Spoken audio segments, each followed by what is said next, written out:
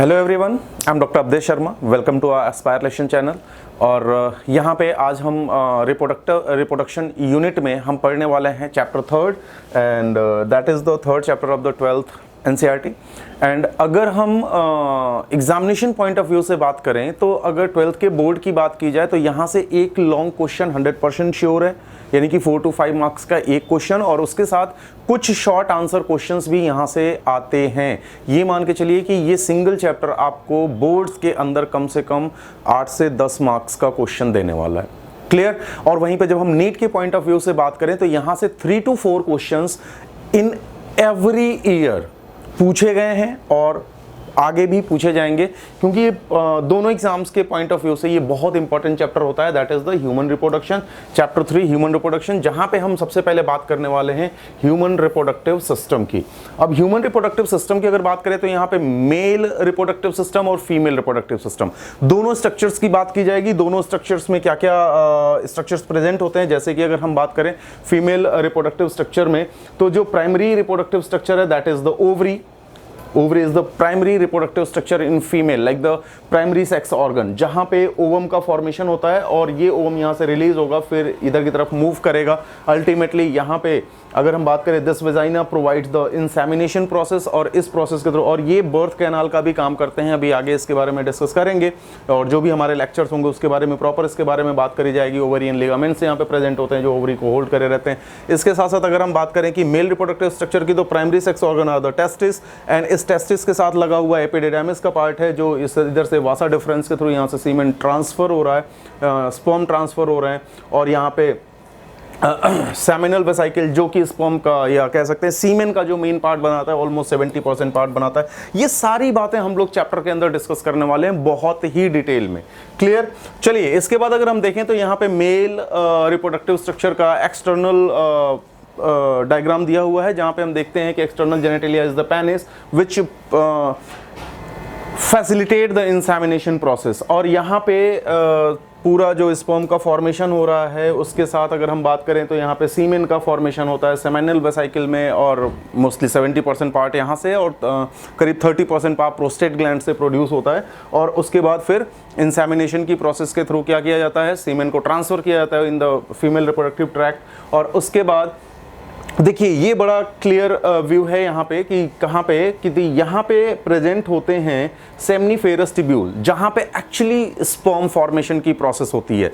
जब ये चैप्टर हम स्टार्ट करेंगे आगे, आप जब फर्दर प्लेलिस्ट में जाओगे इस ह्यूमन रिप्रोडक्शन के प्लेलिस्ट में, तो आपको सारे लेक्चर्स मिलने वाले हैं, और उन लेक्चर्स में आपको मिलेगा कि कहाँ पे स्पर्म की सिंथेसिस होती है, और फिर कैसे यहाँ पे रेटे टेस्टिस में आता है, रेटे टेस्टिस से ये ट्रांसफर होते हैं एपिडिडाइमिस के पार्ट में, वासा एफ्रेंसिया यहाँ पे प्रेजेंट है, इसके साथ ये फिर इसका कैपुट हो गया, कार्पस हो गया और कॉडा हो गया, एपिडिडाइमिस के पार्ट्स हो गए, और उसके बाद फिर ये वासा डिफरेंस के थ्रू ट्रांसफर होता है और रिलीज होता है फ्रॉम द स्क्रोटम से, क्या कह सकते हैं कि टेस्टिस से।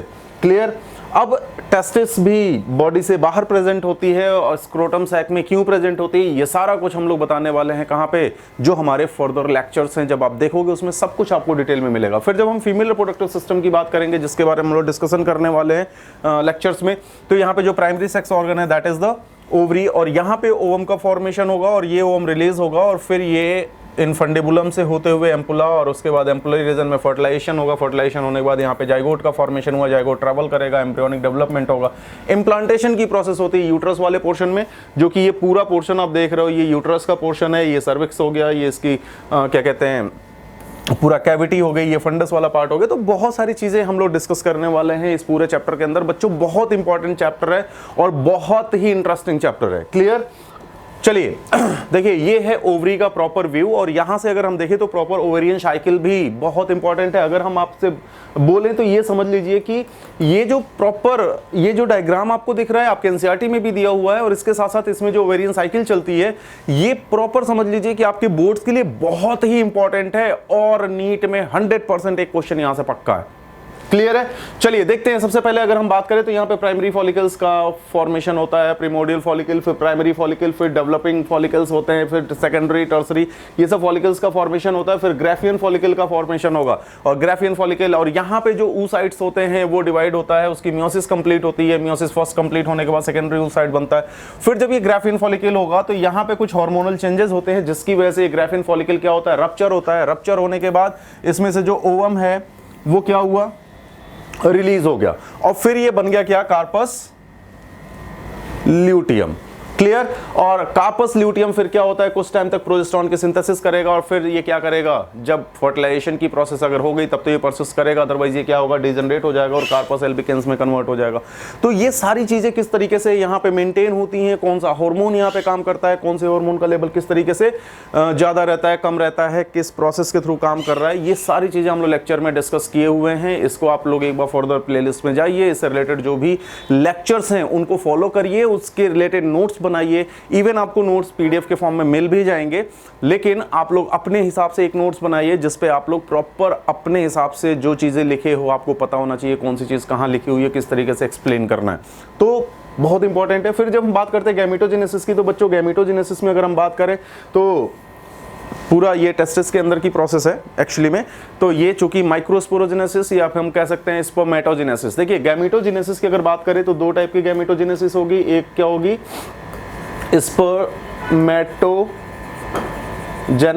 ये कहां पे होगा, मेल के अंदर, और फिर होगा oogenesis, और ये कहां होगा, फीमेल के अंदर। इन्हीं के बारे में डिस्कशन करने वाले हैं। तो यहाँ पे जब स्पर्मेटोजेनेसिस की बात करते हैं तो यहाँ पे कुछ इसके सब स्टेप्स होते हैं, लाइक द क्या होता है, स्पर्मेटोसाइटोजेनेसिस, उसके बाद क्या होता है, स्पर्मेडियोजेनेसिस, फिर होता है स्पर्मियोजेनेसिस। और इस पूरी प्रोसेस के थ्रू अगर आप जब हम प्रॉपर लेक्चर में जब आप देखोगे तो किस तरीके से यहाँ पे स्पर्म की सिंथेसिस होती है, किस तरीके से यहाँ पे फॉर्मेशन होता है, फॉर्मेशन होने के बाद फिर अल्टीमेटली ये स्पर्म का फॉर्मेशन होता है। स्पर्म का स्ट्रक्चर पे क्वेश्चंस बनते हैं बच्चों, ध्यान देना, स्पर्म के स्ट्रक्चर पे क्वेश्चन बनते हैं। ये इसका हेड वाला पार्ट, यहाँ पे एक क्रोमोसोम, फिर मिडिल बॉडी, यहाँ पे माइटोकॉन्ड्रिया, नेबरकर्न, और उसके बाद फिर इसका टेल वाला रीजन। तो ये सारी चीजें यहाँ पे हमें देखने को मिलेंगी जब भी हम लेक्चर में इसके डिस्कस करेंगे। फिर जब हम oogenesis की प्रोसेस में आते हैं तो फॉलिकुलर फेज होता है, ओवेरियन ओव्यूलेशन फेज होता है, और ल्यूटियल फेज होता है। और ये सारे फेजेस सब हार्मोनल चेंजेस की वजह से हो रहे हैं। किस तरीके से कौन सा हार्मोन कब रिलीज हो रहा है, किस टाइम पे यहाँ पे ओवम का फॉर्मेशन होता है, किस टाइम पे कितना हार्मोन रहेगा, किस तरीके से वो काम करेगा। और फिर अगर हम बात करें तो ये सब कुछ डिपेंड करता है। और यहाँ पे मेंस्ट्रुअल साइकिल के बारे में हम लोग डिस्कस करने वाले इस चैप्टर के अंदर। बहुत इंपॉर्टेंट चैप्टर है और इंपॉर्टेंट पॉइंट है जहाँ पे बच्चों को बड़ी कंफ्यूजन रहती है। एक बार आप लेक्चर देखिए, बहुत ईजी वे में, बहुत ईजी वे में, बिल्कुल एकदम हलवा बना के दिए हैं। आप लोग एक बार फॉलो करिए और वहाँ पे पहुँचिए और देखिए कि किस तरीके से उस लेक्चर को हम लोगों ने एक्सप्लेन किया हुआ है। ठीक है, तो ये पूरा हम देखने वाले हैं। जैसे कि ओव्यूलेशन फेज हो गया, ओव्यूलेटरी फेज बोलते हैं, और इसके पहले के जो फेजेस है they are the follicular phase, और उसके बाद के फेज जो होते हैं ल्यूटियल फेज। क्यों कहते हैं? क्योंकि यहाँ पे जो कार्पस ल्यूटियम है वो इसको गवर्न कर रहा है, और यहाँ पे जो फॉलिकल्स हैं वो गवर्न कर रहे हैं। That's why this is known as the follicular phase, that's why this is known as the luteal phase. और यहाँ पे ओव्यूलेशन की प्रोसेस हो रही है, और उसके बाद फिर क्या होता है, अगर फर्टिलाइजेशन नहीं हुआ तो फिर क्या होता है, मेंसेस होते हैं, और ये मेंसेस के ड्यूरेशन में अगर हम बात करें तो ब्लीडिंग फेज होता है। क्लियर? चलिए, फिर इसके बाद हम लोग डिस्कस करेंगे फर्टिलाइजेशन की प्रोसेस। फर्टिलाइजेशन में क्या होता है बच्चे, जब इंसेमिनेशन हो जाएगा, इंसेमिनेशन में स्पर्म पहुंचेंगे वेजाइनल ट्रैक में, वेजाइनल ट्रैक से सर्विक्स में, सर्विक्स से यूट्रस होते हुए फिर कहां तक पहुंचते हैं, एम्पुलरी रीजन तक। और एम्पुलरी रीजन में जब ये पहुंचेंगे तो यहाँ पे फर्टिलाइजेशन होगा। उसका रीजन देखिए, जैसे ओवरी से क्या हुआ, ओवम रिलीज हुआ, ओवम रिलीज होने के बाद यहाँ पे फिम्ब्रिज के थ्रू ये क्या हुआ, सक कर लिया गया और ये पहुंच गया इनफंडिबुलम में। इनफंडिबुलम से पहुंचा कहां पे, एम्पुला में। एम्पुला के पास क्या होगा, जो स्पर्म होगा वो इधर से मूव करता हुआ इधर आया और आके यहाँ पे फर्टिलाइजेशन हुआ। जब फर्टिलाइजेशन हुआ ये जाइगोट बना, जाइगोट फिर इधर ट्रेवल करना स्टार्ट करता है, आता है आता है आता है, और फिर आके कहाँ पे, यूट्रस के अंदर इम्प्लांट होता है। तो यहाँ पे इम्प्लांटेशन के बारे में हम प्रॉपर बताने वाले हैं आपको कि किस तरीके से यहाँ पे कोरियोनिक विलाइज का फॉर्मेशन होगा, कौन से स्टेज में होगा, मोरुला, ब्लास्टुला, गैस्ट्रुला, ये सारे स्टेजेस के बारे में डिस्कस करने वाले हैं इस चैप्टर के अंदर। फिर जब हम बात करेंगे यहाँ पे बच्चों प्रेगनेंसी के बारे में, और उसके बाद एम्ब्रियोजेनेटिक या एम्ब्रियोजेनेसिस के बारे में, जो भी एम्ब्रियोनिक डेवलपमेंट हो रहा है। अगर हम देखें तो यहाँ पे अगर आप देखो तो इम्प्लांटेशन हुआ, किस तरीके से यहाँ पे प्लेसेंटा का फॉर्मेशन हुआ, किस तरीके से एम्ब्लिकल कॉर्ड का फॉर्मेशन हुआ, कोरियोनिक विलाई, और ये सारी चीजें, यॉर्क सैक, सबके बारे में डिस्कशन करने वाले हैं, और बहुत ही इंटरेस्टिंग और डिटेल में। क्लियर? चलिए, अगर हम देखें तो फिर क्या होता है, जब प्रॉपर एम्ब्रियोनिक डेवलपमेंट हो जाएगा, एम्ब्रियोनिक डेवलपमेंट होने के बाद एक रिफ्लेक्स जनरेट होता है from the fully developed foetus, और उसके बाद फिर ऑक्सीटोसिन का सिंथेसिस और सिक्रीशन और ये सारी चीजें, और फिर क्या होता है, पार्ट्यूरेशन की प्रोसेस होती है। पार्ट्यूरेशन की प्रोसेस का मतलब क्या होता है कि expelled out of the fully developed foetus from the uterus through the birth canal. Okay, तो यहां पे बर्थ कैनाल क्या चीज होती है, सर्विक्स और वेजाइनल कैनाल दोनों मिलकर बर्थ कैनाल का फॉर्मेशन करते हैं, और ये सारी चीजें डिस्कस करने वाले हैं बच्चों बहुत ही डिटेल में। चलिए, उसके बाद लैक्टेशन की प्रोसेस, की बर्थ के बाद फिर क्या होता है, लैक्टेशन की प्रोसेस होती है। जो मदर होती हैं अपने मैमरी ग्लैंड के थ्रू उसको मिल्क फीड कराते हैं। मिल्क के अंदर कोलेस्ट्रम, मिल्क क्या होता है, कोलेस्ट्रम होता है, उसके साथ बहुत सारी एंटीबॉडीज जा रही हैं, एक इम्यून सिस्टम का डेवलपमेंट हो रहा है, ये सारी चीजें बताएंगे। क्लियर है बच्चों? चलिए, तो इस तरीके से अगर हम देखें तो पूरा जो हम ये रिप्रोडक्शन वाले यूनिट का जो ये वाला चैप्टर हम पढ़ने वाले हैं, ह्यूमन रिप्रोडक्शन, इसमें क्या क्या चीजें डिस्कस करने वाली हैं। तो फर्टिलाइजेशन के पहले अगर हम बात करें तो प्री फर्टिलाइजेशन इवेंट्स, जिसके अंदर हम गैमेटोजेनेसिस के लिए हम male reproductive structure, female reproductive structure, फिर गैमेटोजेनेसिस में स्पर्मेटोजेनेसिस, oogenesis, और उसके बाद फिर हम बात करेंगे इंसेमिनेशन, देन फर्टिलाइजेशन की प्रोसेस में बहुत ही डिटेल में डिस्कस किया जाएगा।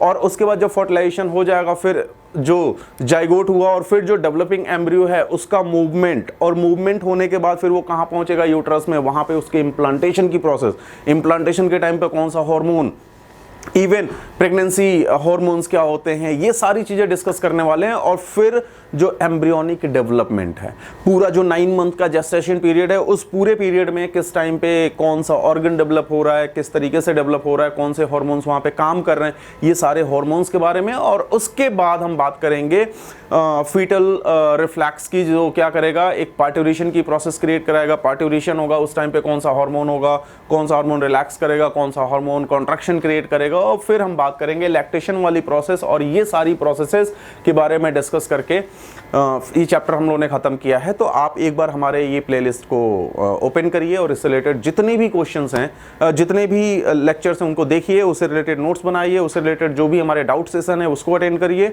और जो भी आपके डाउट्स हैं आप मैसेज के थ्रू हमको सेंड कर सकते हो, हम उसका रिप्लाई ज़रूर करेंगे। मिलते हैं बच्चों फिर प्लेलिस्ट में, तब तक के लिए थैंक यू।